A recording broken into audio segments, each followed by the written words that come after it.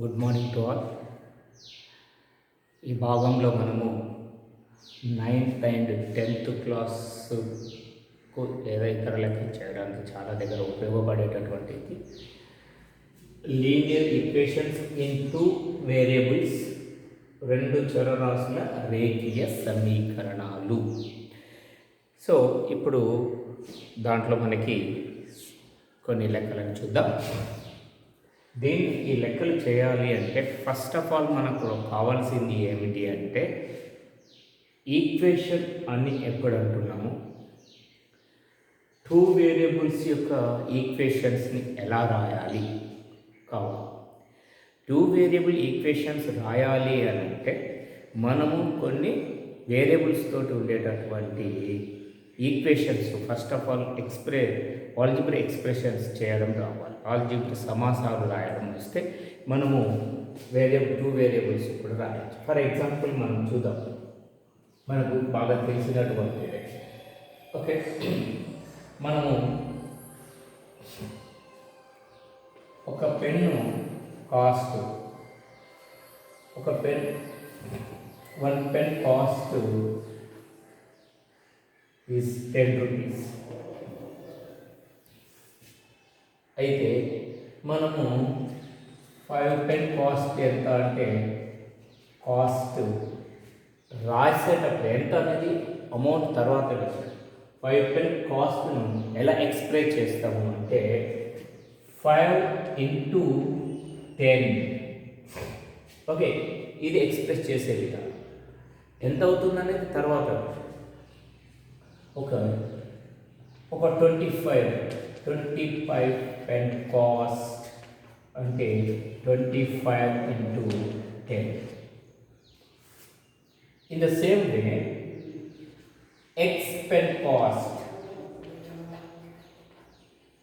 ఇక్కడ how many pens అంటే 1, ఇక్కడ ఎన్ని పెన్నులు అంటే 5, ఇక్కడ హౌ మెనీ పెన్స్ అంటే 20, ఇక్కడ హౌ మెనీ పెన్స్ అంటే ఎక్స్ తెలియదు, కానీ ఎలా ఎక్స్ప్రెస్ చేస్తాము, ఎక్స్ ఇంటూ 10, ఒక్కదాని cost into how many.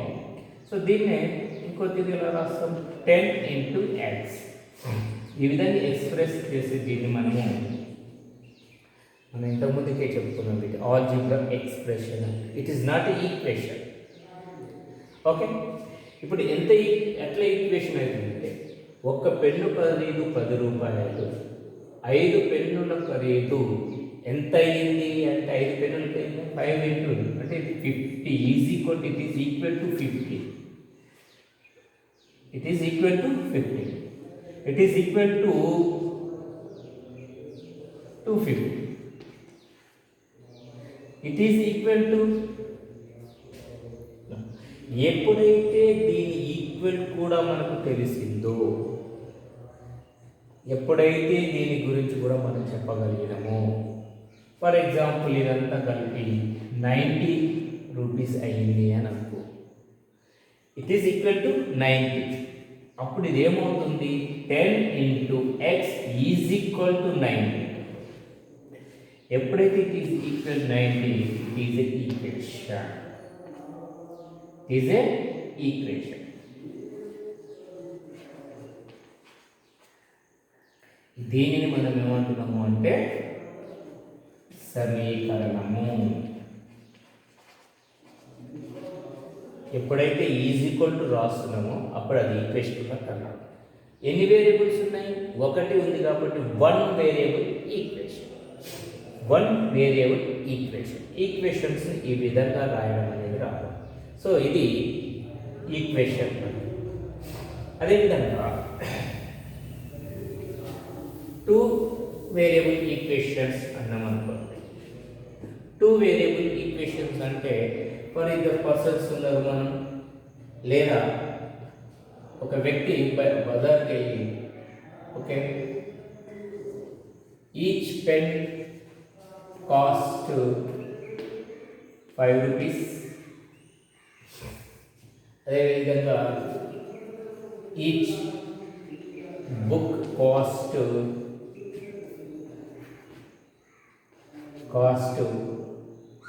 20 rupees. Okay, each pen cost is 5 rupees, each book cost is 20 rupees. ఒక్క పెన్నుకు 5 రూపాయలు. ఎన్ని పెన్నులు కొన్నాడు అంటే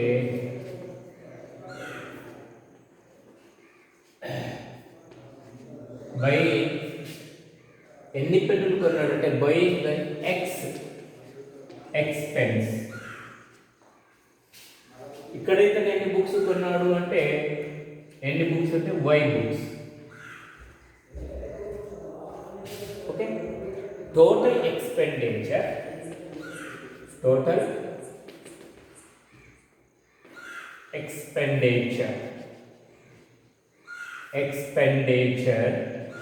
ఎంత అయింది అంటే ఇప్పుడు రాస్తున్నాం.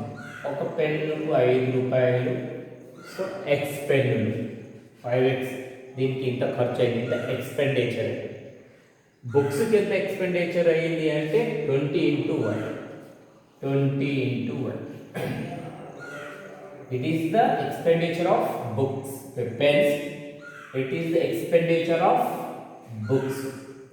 So total expenditure ఎంత అయ్యింది అని అంటే for example 250 rupees. Okay, total expenditure 250. ఇప్పుడు దీన్ని ఎట్లా ఎక్స్ప్రెస్ చేస్తున్నామంటే expenditure of pens, expenditure of books, total is equal to 250. So it is a two variable. Is two variable x y ఈ రెండు కూడా వేరియబుల్స్ కాబట్టి దీని two variable equation. Two variable equation యొక్క జనరల్ ఫార్మ్ ఏంటంటే ax plus by plus c is equal to 0. ఇది సాధారణ రూపం. ఓకే, జనరల్ ఫార్మ్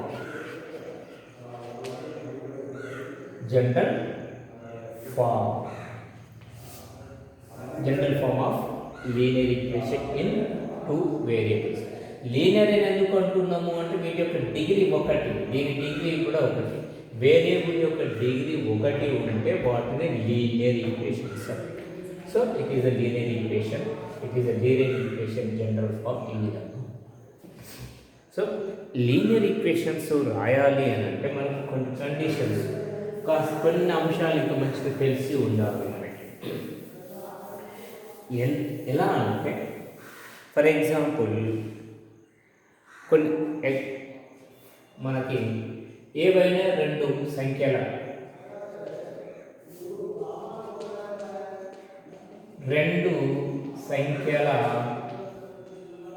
మొత్తము,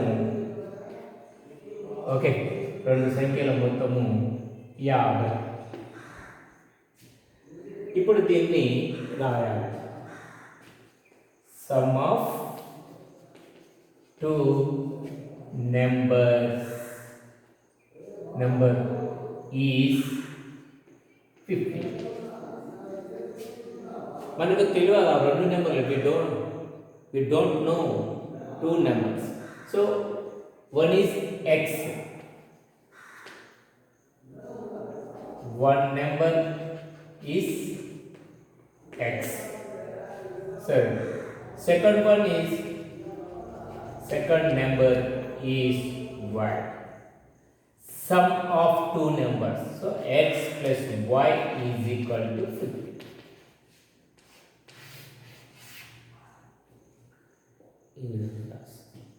సో ఇదే గమనంలో ఇంకొక విధంగా రాసినట్లయితే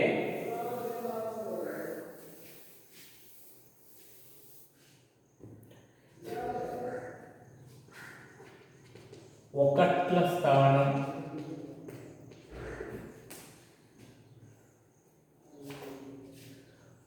స్థానంలోని అంకె x, పదుల స్థానంలోని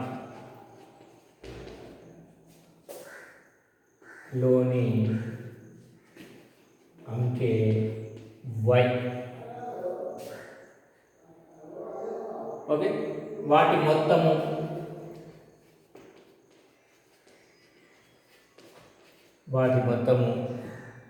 కలిపి 25 అని అనుకోండి. ఇప్పుడు ఇది రాసేటప్పుడు ఎప్పుడైతే వాటి యొక్క ప్లేసెస్ ఇచ్చిందో,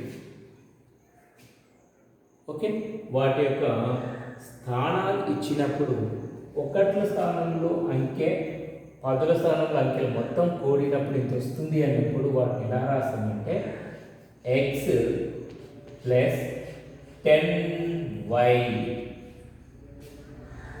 ఇక్కడ 10y అంటుంది. y ఎక్కడ ఇది? So it is unit place. ఉంది, యూనిట్ ప్లేస్. ఇదేమో 10th ప్లేస్. 10th ప్లేస్లో ఉన్నది ఆ సంఖ్య ఎవరో తెలియనప్పుడు, వేరియబుల్గా ఉన్నప్పుడు దాన్ని ప్లేస్ తోటి దాన్ని మల్టిప్లై చేసి రాయాలి. ఇది ఒక కండిషన్. అంటే మనం రాసేటప్పుడు ఈజీగా దాని ప్లేస్ వాల్యూ తోటి రాయాల్సి. So 10 into y plus x it is equal to 25. So numbers గురించి రాసేటప్పుడు వాటి యొక్క ప్లేసెస్ స్థానాన్ని బట్టి యూనిట్ ప్లేసెస్, 10th ప్లేసెస్ ఇచ్చినప్పుడు ప్లేసెస్ ఒట్టిన ఒకట్ల స్థానంలో ఉన్నాయంటే ఎక్స్, పదుల స్థానంలో ఉన్నాక y అయితే మొత్తం అంటే X plus Y is equal to 25.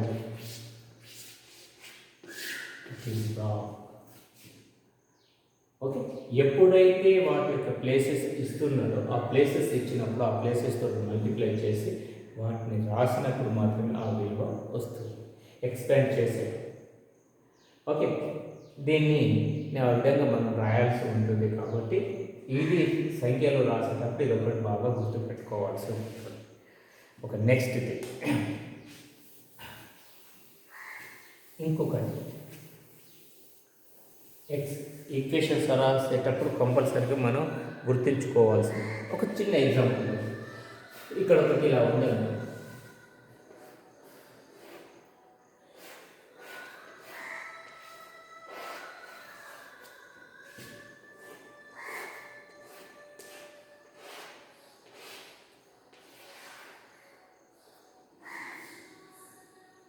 ఇందులో షుగర్, చక్కెర,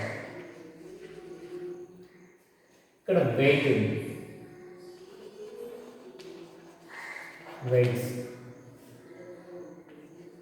వెయిట్ ఉన్నప్పుడు ఈ రెండుని ఈక్వేట్ చేయాలి.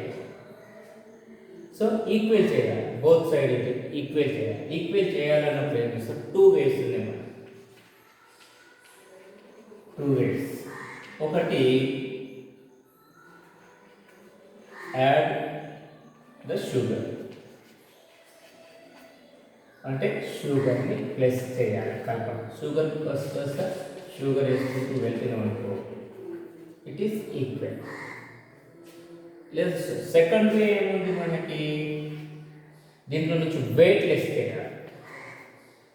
షుగర్ ఏమో ఇక్కడ యాడ్ చేసి, లేదా సెకండ్ వే ఏంటిది, లాస్, వెయిట్ లాస్ చేయాలి, అంటే మైనస్ చేయాలి, సబ్స్ట్రాక్షన్ చేయాలి. Subtract the weights. ఓకే, అంటే దీనిని ఈక్వల్ చేయాలి అని అంటే ఇక్కడ షుగర్ని యాడ్ చేసి ఈక్వల్ చేయొచ్చు, లేదంటే వెయిట్ తీసేసి ఈక్వల్ చేయొచ్చు. అంటే 2 రకాలుగా మనకి ఇక్కడ సింపుల్ ఈక్వేషన్, సింపుల్గా మనకి అండర్స్టాండ్ అవుతుంది.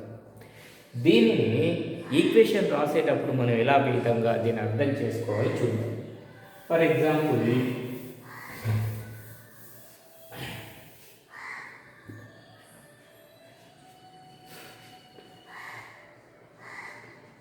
రామ్ అందరు, ఇక్కడ భూపాలు. సో మీ దగ్గర 5 రూపీస్ ఉంది, దీని దగ్గర మనకి 16 రూపీస్. దీనికి ఇప్పుడు ఏం చెప్తున్నాము అంటే Bhopal have more 11 rupees more money. 11 rupees more money the Ram. అంటే ఇతని కంటే ఇతను ఎంత ఎక్కువ ఉన్నాడు? 11 రూపాయలు ఎక్కువ ఉన్నాడు ఇతను. అంటే వీళ్ళిద్దరిని ఈక్వల్ చేయాలి అంటే ఏం చేస్తున్నాం అంటే Ram equal to 5 is equal to 6. ఒక మెథడ్ ఏంటి అంటే దీనికి యాడ్ చేస్తున్నాం +1 2 వేస్ అనుకున్నాం. ఒక వేలో దీనికి ఏం చేస్తున్నాం 11 కలుపుతాం. So it is equal. Okay, ఇది 1 వే, ఫస్ట్ వే యాడ్. అదేవిధంగా సెకండ్ వే చేస్తే ఏం చేస్తాం Ramu is equal to 5 is equal to 60. ఎంత ఎక్కువ ఉన్నాడు 11 రూపీస్ మోర్ ఉన్నాడు కాబట్టి మైనస్ ఎంత ఎక్కువ ఉన్నాడో అంత తీసేస్తాం. సో ఇది తీసేస్తే 5 ఈజ్ ఈక్వల్ టు 5. సో ఇట్లా ఇది సబ్స్ట్రాక్ట్ అంటే ఈ రెండింటిని సమానం చేయాలి, ఈక్వల్ చేయాలి. LHS is equal to RHS చేయాలి. LHS is equal to RHS చేయాలి. ఇది విధానం. సో అర్థమైంది. ఇప్పుడు ఇద్దరి దగ్గర ఎన్ని డబ్బులు ఉన్నాయో తెలియదు.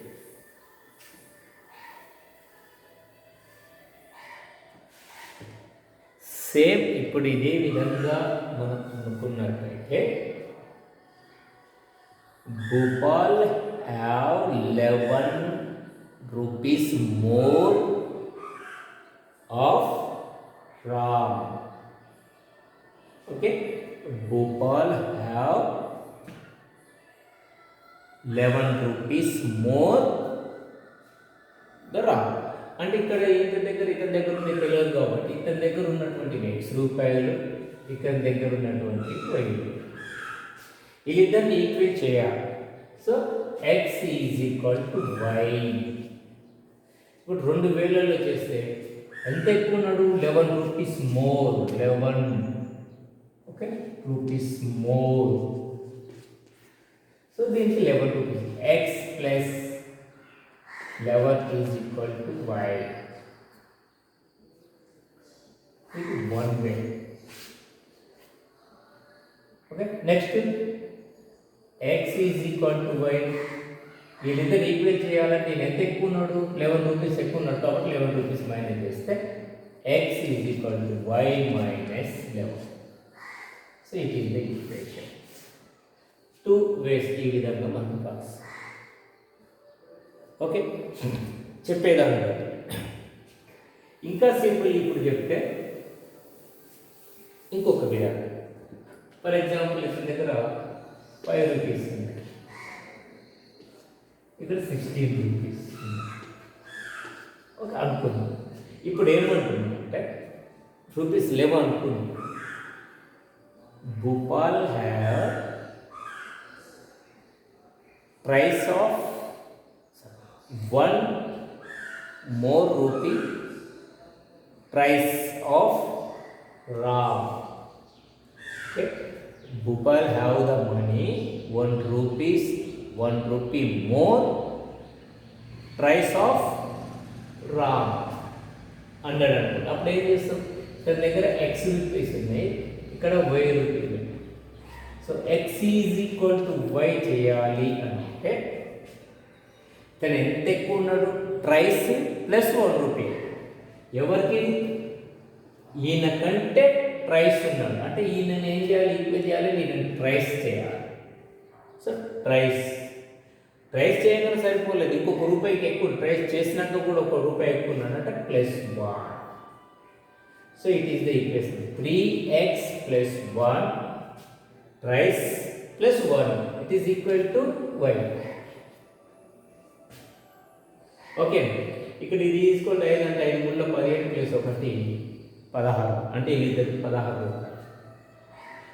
ఇది 1 బై. ఓకే, ఇది యాడింగ్. ఇంకో విధంగా రాస్తే ఏం చేస్తాం X is equal to Y. 3 times ఎక్కువ ఉన్నాడు ట్రైస్ ఉన్నారు, ఆ ట్రైస్ దీని డివైడ్ చేయాలి. ట్రైస్ అయినప్పుడు మనం ఇంటూ చేస్తున్నాం కాబట్టి ఇక్కడ డివిజన్ తగ్గించాలి, అంటే సబ్స్ట్రాక్షన్ చేసినట్టుగా మనం చేస్తుంటే ఆయన ఉన్న దాంట్లో 3 భాగాలు తీసేసి మళ్ళా తీసినందుకు కూడా ఇంకో 1 ఉన్నాడు కాబట్టి -1. ఇది second way. Okay, subtraction way. So it is 1 way.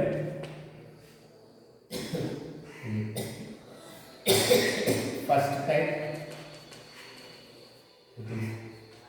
Second type.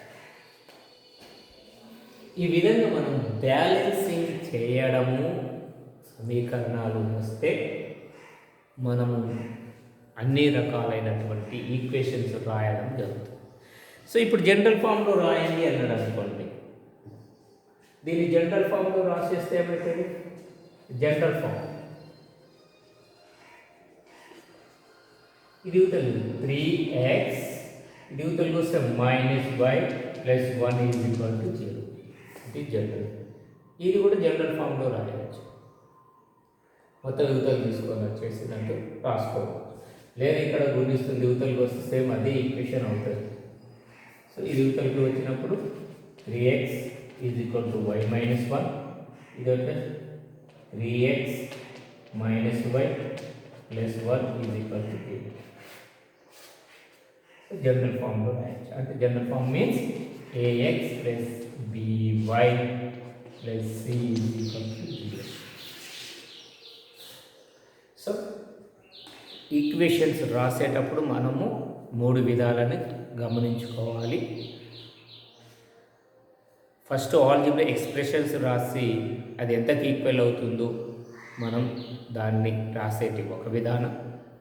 Second one, సంఖ్యలు ఇచ్చినప్పుడు వాటి ప్లేసెస్ వాల్యూ చెప్పినప్పుడు వాటి ప్లేస్ వాల్యూతో దాన్ని మల్టిప్లై చేస్తూ రాయాలి, అది సంఖ్యలకు సంబంధించినది. ఇక 2 ఇలా ఇచ్చినప్పుడు ఒకటి దానికొకటి ఈక్వల్గా అని చెప్పినప్పుడు వాటిని ఈక్వల్ చేయాలి అన్నప్పుడు సబ్స్ట్రాక్షన్, అంటే కలిపి కానీ సమానం చేయొచ్చు, లేదా తీసేసి కానీ సమానం చేయొచ్చు. వాళ్ళు అక్కడ ఇచ్చినటువంటి టర్మినాలజీని బట్టి మనకు ట్రైస్ అంటుందా, డబుల్ అంటున్నాడా, ఓకే, వాటిని ఆధారంగా చేసుకొని అక్కడ ఇచ్చినటువంటి కండిషన్స్ని ఆధారంగా చేసుకొని మనము ఈక్వేషన్స్ రాయాల్సి ఉంటుంది. ఈ ఈక్వేషన్స్ రాయడం వస్తే లీనియర్ ఈక్వేషన్స్ ఇన్ 2 వేరియబుల్స్లో ప్రాబ్లమ్స్ అన్ని మనం చేయొచ్చు. వీటి లీనియర్ ఈక్వేషన్స్ ప్రాబ్లంలో 2 వేరియబుల్స్ ఉన్నప్పుడు కష్టము, మరి 1 వేరియబుల్ ఉన్నప్పుడు ఆ వాల్యూని కనుక్కోవడం మనం సరే. 2 వేరియబుల్స్ ఇచ్చినప్పుడు మనకు కనుక్కునేదానికి వివిధ పద్ధతులు ఉన్నాయి. వాటిని నెక్స్ట్ క్లాస్లో మనం నెక్స్ట్ భాగంలో చూద్దాం. అదేవిధంగా దీనికి పెయిర్ ఆఫ్ లీనియర్ ఈక్వేషన్స్ అని పెట్టినాం అనుకోండి,